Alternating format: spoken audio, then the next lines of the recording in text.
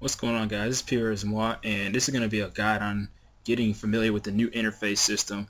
A lot of people have been having problems with things like camera and how to move things around, resize things to fit their comfort. And this is how I'm putting up my final setup to where everything, so it's nice and comfortable for me. I hope this guide will help you out in making the new interface system as comfortable to your personal preference as possible. Alright, so first I'm going to go over how to move things around. Now this is the simplest part of the guide, and maybe it'll help you guys with everything in particular without going into too much detail. So what we're going to do first is locate this bar right here. This is like your, I don't know, like menu bar, just that kind of the options tab, I guess you could call it. And you're going to want to click this little lock icon right here. This is going to unlock and lock it, so make sure it's unlocked. And once it's unlocked, you can see this little orange thing appear on top of all your things that you have up, and this will allow you to grab things and move them around like so. Once you have everything set, I'm going to go over this again, but you can easily go back to your new settings once you save them, and everything's back in place. Alright, now I'm going to go over 3D editing. Now 3D editing is basically resizing the screen to your liking. So what we're going to do is go to settings, or you can press escape, and then you're going to go to edit mode. And after you go to edit mode, click the thing that says 3D world editing. So what we're going to do is click that 3D world editing. You see this thing pops up here. And now what I'm going to do is go to the top right corner, and I can, not that one, I can go to the top right corner and I can resize this screen to anything I want. Alright, now I'm going to go over the Minigame HUD and the Gameplay HUD. Now the Minigame HUD is pretty simple. Same thing, you click escape, go to edit mode and click Minigame HUD. And with the HUD, basically this is where the interface for any mini games you play. So like, let's say you go to ceiling creation, you click the rewards and stuff. If you move this around to where you want, this is where that little interface is going to pop up, whether you put it here, here, or there. So this can be to wherever you want, and I'm going to show you a quick example of how this works. Alright, so for example, you got this minigame HUD right here. So to move this around to where you want, all you got to do is go to edit mode again, click your 3D HUD editing, and as you can see, it's just like that. It moves it around. Alright, so this part right here is probably the best part of the interface system. In my opinion, the best part of the interface system. Now see, when I open my bank up, how my bank appears over here where normally it's centralized. You can do things like move your bank over. You also got the central interface where you can have my collection box, usually like a little bit more downward here, but I can also move that up here. And also you have buffs and debuffs. As you can see, you can move those around too. So you see how I drink this overload. See how my buffs appear right here, not in the combat, the crossover that we used to have, where you have to go there just see what kind of buffs you have on. Now you can bring those wherever you want to see where they appear up, and also things like the XP tracker. So now to edit the gameplay, we're gonna go to settings, click edit mode, and then we're gonna go to tick off gameplay HUD editing. Now we're gonna move this out the way so we can move things to where we want. Now as you can see, mine's already set up to how I want, but I'm just gonna explain what each thing means. Now the central interface is generally what the interface is like when you go to things like the GE. XP tracker, of course, is your XP.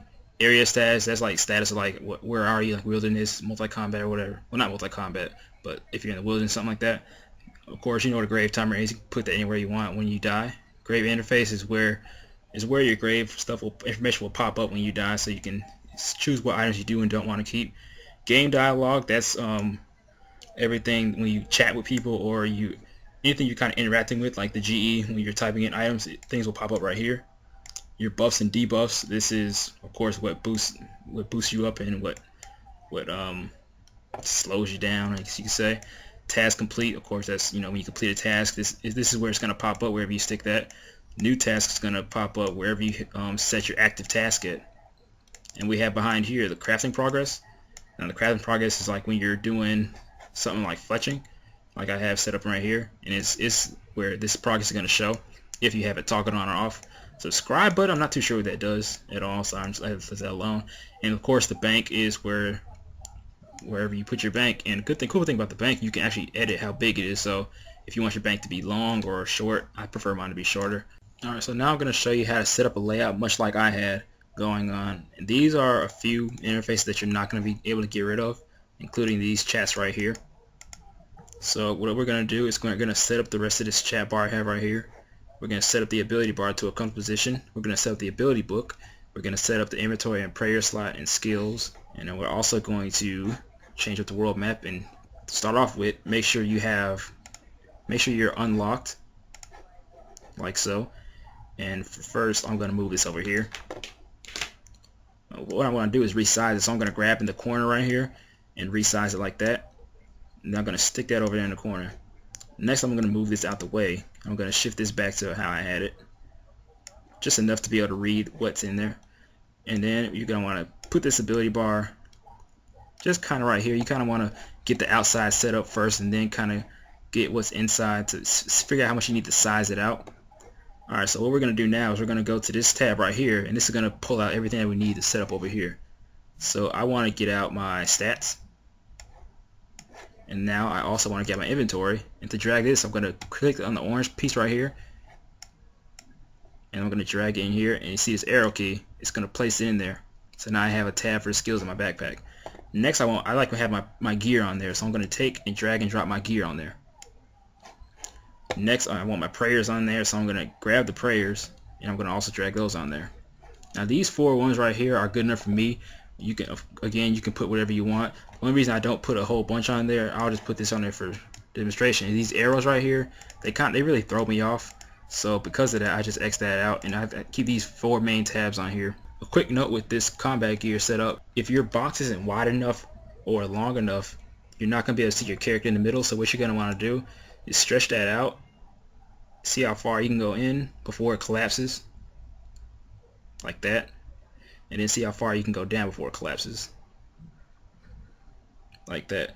And so you want to get it right in the threshold of that, and then it should be perfect. That's the ideal size for me, at least, because I like to see the character. It's pretty nice. And so now we have our backpack. And another thing I like about having this long is that when you have your backpack up, it doesn't show these arrows in here like this.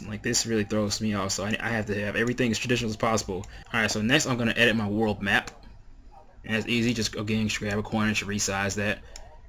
And now I want my ability book out to where I can see it. So what we're going to do is click the magic abilities out, and then we're just going to take every other ability and click, and it should pop up on this ability bar. And what I want to do is wedge that right here in between my action bar and in between my inventory. Alright, so now we're going to drag this action bar down here, and then we're going to widen this out as much as I can. And now this part right here is set. So now I want to be able to see my friends, my friend chat, and who's in my clan chat. So for that, I'm going to go to the social tab. I'm going to drag friends into here. I'm going to drag my friends chat into here. Then I'm also going to drag my clan chat down to here. And now I can see who's in my clan. And there's also a bug where it always widens out to here. It doesn't remember some of your settings, but I can see who's in my clan, see what friend chat I'm in, friends list right here. I don't know why they have emotes right here, but they're right here, and you can't really move them anywhere else as far as I know, so I just keep them here anyway. And you can see the guest clan chat, and by default you can see everything in the chat: private chat, friends chat, clan chat, and the guest clan chat. Alright, now also right here this is where you can like turn your private off, and you can change game filter and all that. So like, let's say I'm gonna flush these bolts right quick. And if I take this game filter on, you can see everything I'm doing. You can click it again and it's filtered, or you can just toggle it off and you can't see any game chat. And the same thing for local chat. That's your friends only, off or on. They took off hide as far as I'm concerned. And now we have private chat. You can see the private chat or not. So here's on, for your friends only, and of course when it's off you can't see anything. Alright, now I'm going to go over a quick hotfix for the camera. Now a lot of people experience it, as well as me, that the camera feel like it doesn't run smoothly, and I found a hotfix for this. So we're going to go to settings, and we're going to go to controls, and after you go to controls, go to the camera section right here, go to the camera type, and make sure you have RS3 toggled. So if you watch, I'll click classic, and notice how the camera moves around. Typically my character moves before the camera moves, but right here everything moves at once. So of course, to toggle that off, go to controls, and I'm going to put on RS3, and now it doesn't do that. Okay, for the last part, I'm going to go over the different interface settings over here really quickly. Now for the interface, this is somewhat self-explanatory. This right here, I have slim windows toggled, so let me lock my thing right quick. And so if you see right now, everything's nice and kind of square. So, but if I click this off, everything's slightly rounded off like that. Now I don't like that, so I just want mine to be not squared off. So when I click this, it squares everything off for me, makes it nice and sharp. And also, you can toggle to have the title bars hidden. And when you have slim window skins off as well as title bars hidden, then you can see everything. You can see the backpack abilities, minimap, and also we can lock the interface customization. You can also change up the transparency. You can also toggle off certain windows, like when I gain XP, I have the make X progress window off. So let's see, when I'm fletching, you see this interface pops up, but you see the progress window doesn't pop up. And the way to do that is to go back to the interface settings, and then you toggle on the make X progress window, and now you can see it's back up. Now also you can toggle off if you want the XP pop-ups to show up, or the task complete, so when you finish any kind of achievement or something, or show target information. I will show you that real quick. I need to go find a monster. It basically shows you the monster's HP, weakness, and levels and stuff like that. So when you always show to have your target information toggled off, when you attack something and you're continuously attacking it, their bar won't show up. But when you have it toggled on, you can always see this little interface right above them when you're in combat with them. Alright, to finish off with the general settings of the interface, you also have controls. So this right here is your primary camera controls. This right here is your secondary camera controls, and you can change the keyboard sensitivity. So when you have this toggled up, the sensitivity of your camera is going to be super fast. If you toggle all the way down, then the camera, what I've been told is the camera sensitivity feels like normal. But moving on, of course you got the action bar. I keep mine on the 1, 2, 3, just the whole top number line row, so I don't even mess with that. I don't even touch this whole action bar setting, but you can customize what keys you want just as you could before. And this right here, this is okay. I haven't used it just yet, so I'm not too used to it because I haven't been on PVM yet. I have it set to where you can set up certain kind of interfaces. So like my inventory and my prayer book, that's mainly what I have set up right here. So like if I press E, I can go to my prayer book real quick. It's just the function keys don't work anymore. If I press Q, I can go back to my inventory. Now, the reason I have Q and E, they're not just random letters. They actually have it like that because when you use F1 and F3 for the inventory and the prayer book normally, I'm so used to that, so I have my fingers used to that spacing. So by putting Q and E on for my prayer and my inventory, it helps me stay familiar with the game. Now for my ability books, I have it set to where I can switch between them by holding down my shift and my ASDF key. So if you think about ASDF, they're all in a straight line, and it's like ASDF just like that. So I keep everything smooth as possible with my setup. So when I see it, it's like, okay, I need to click that key right there, you know. Action bar, of course, I already went over that with the number setup. I haven't changed that at all. And for this, I have the same ASDF setup, except for I use control. So when I click down control, I can click over here, here, and then here. And I don't have these hotkey because I just don't feel the need for it. They're not that important. And that's basically it for my setup, guys. I hope this video helps you guys out. If you have any questions, comment down below. Like the video.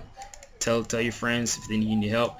I could try and help them out. Now, I'm not a mod or anything, so I can't fix any bugs. I'm experiencing the same problems too. But I'll help you out as much as I can. So that's all for now, guys. And I'll see you guys next time. Peace.